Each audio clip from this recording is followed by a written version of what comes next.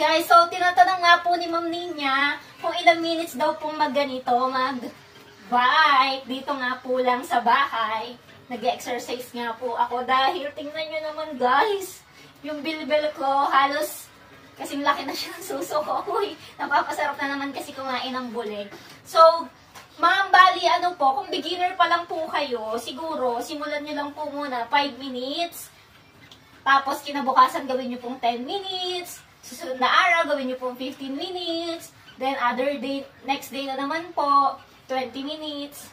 Tapos, 25 minutes, 30 minutes, hanggang kaya nyo na po ng pangmatagalan. Kasi, medyo nakakahapo siya. So, huwag nyo pong bibiglain kapag bago pa lang po kayo. Mag-start po kayo sa saglit lang po kasi mabibigla kayo.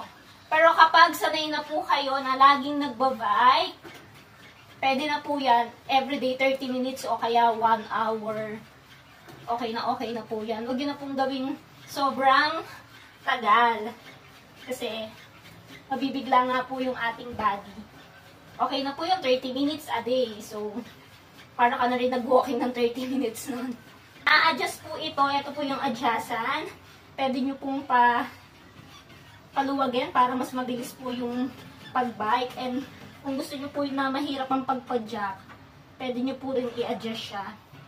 So, mas mahihirapan nga po kayong mag-bike. So, nakadepende po sa inyo. Then, meron na nga rin po ito. Makikita nyo po yung pulse rate nyo. Kung ilang kilometer na yung natatakbo nyo.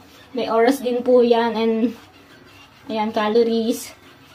Ayan, makikita nyo po siya. So, kung kailangan nyo nga rin po nito, tinatamad kayo mag-exercise sa labas, dito nga po sa bahay, pwede na po kayong mag-biking. Makakapag-exercise na po kayo. Ilalagay ko na nga lang po ang link nitong bike na to sa Yellow Basket. O di kaya naman po ay sa comment section. Yun lang po. Thank you for watching. Kating-ting. Bye!